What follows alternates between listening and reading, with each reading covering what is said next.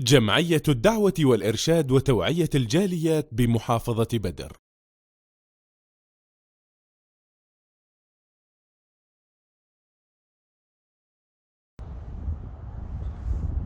আসসালামু আলাইকুম রহমতুল্লাহি ওয়াবারাকাতুহু। সুপ্রিয় দর্শক ও শ্রোতাবৃন্দ, এখন আমি যেখানে অবস্থান করতেছি ইতিহাসের সাক্ষী উল্লেখযোগ্য একটি পাহাড়, যেই পাহাড় হলো জাবাল আল মালাইকা তথা ফেরেশতা অবতীর্ণর পাহাড়। অনেকে অবাক, ফেরেশতা অবতীর্ণর পাহাড়? পৃথিবীতে পাহাড়ে কি ফেরেশতা অবতীর্ণ হয়েছে? জি, হয়েছে।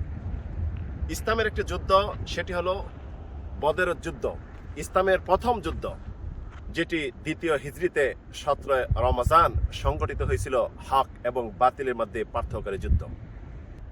এই যুদ্ধে রাসূল সাল্লাল্লাহু আলাইহি সাল্লাম আরিশে, যেখানে রাসূলের জন্য একটি স্টেজ বা মঞ্চ বানানো হয়েছিল, যেখানে বসে তিনি যুদ্ধ লিড দিবেন, পরিচালনা করবেন, তিনি যখন তাকালেন দেখলেন সাহাবীরা মুষ্টিমেয় মাত্র 300-র অধিক, আর অন্যদিকে কাফের শক্তি 1000-এরও অধিক। রাসূল সাল্লাল্লাহু আলাইহি সাল্লাম কিবলামুখী হলেন, হাত উত্তোলন করলেন, হাত উত্তোলন করে আল্লাহ রাব্বুল আলামিনের কাছে কামনা করতে লাগলেন, দোয়া করতে লাগলেন, কাকুতি মিনতি করে বলতে লাগলেন, আল্লাহুম্মা আইনামা ওয়া'আদতানি আল্লাহুম্মা আনজিজ ওয়া'দাক আল্লাহুম্মা আতি ওয়া'দাক। হে আল্লাহ, কোথায় আপনার ওয়াদা যে ওয়াদা করেছিলেন? হে আল্লাহ, আপনার ওয়াদাকে পূর্ণ করুন, আপনি যা ওয়াদা করেছিলেন তা আমাকে দেন।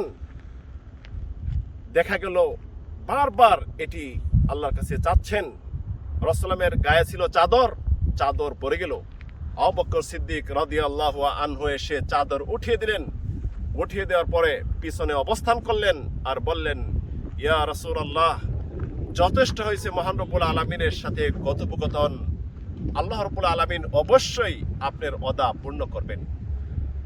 রাসূল সাল্লাল্লাহু আলাইহি সাল্লাম তখন বললেন, সায়াহজামুল জাম ওয়া ইউআল্লুনা দুবুর, যে নিশ্চয়ই ওই বাহিনী পরাজিত হবে এবং তারা পিছপা হবে। আল্লাহ রাব্বুল আলামিন তৎক্ষণাৎ কোরআনে কারীমের আয়াত অবতীর্ণ করলেন, ইস্তাস্তাগীথুনা রাব্বাকুম ফাস্তাজাবা লাকুম আন্নী মুমিদ্দুকুম বিআলফিন মিনাল মালাইকাতি মুরদিফিন। হে মুহাম্মদ, তুমি যখন আল্লাহ রাব্বুল আলামিনের কাছে ফরিয়াদ করতেছিলে, তোমার প্রভুর কাছে ফরিয়াদ করতেছিলে, তোমার প্রভু তখন তোমার ফরিয়াদ শ্রবণ করেছেন এবং তিনি তোমাকে সাহায্য করবেন 1000 ফেরেশতা অবতীর্ণ করে। পরস্পর ধারাবাহিক 1000 ফেরেশতা অবতীর্ণ হবে। রাসূল সাল্লাল্লাহু আলাইহি সাল্লাম সাহাবীদেরকে সুসংবাদ দিলেন।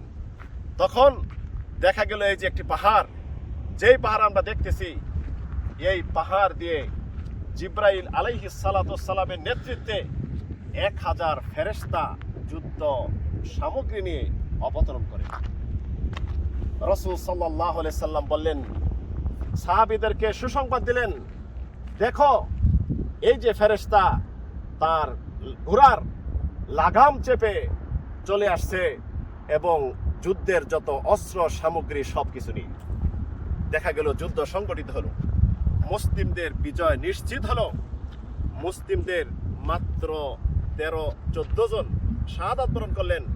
অন্যদিকে কাফেরদের বড় বড় লিডার শক্তি পরাজিত হলো, 70 জন নিহত হলো এবং 70 জন বন্দী হলো। এইভাবে এই বদরে ইসলামের বিজয় সূচিত হয়েছিল। রাসূল সাল্লাম যে দোয়া করেছিলেন, দোয়ার এক পর্যায়ে বলেছিলেন, হে আল্লাহ, এই যে সামান্য মুষ্টিমেয় আমি যে নিয়ে আসছি, এদেরকে যদি কাফেররা ধ্বংস করে দেয়, নিহত করে দেয়, পৃথিবী থেকে বিদায় হতে হয়, তাহলে পরবর্তী আল্লাহ বলে ডাকার, ইবাদত করার আর কেউ থাকতো না।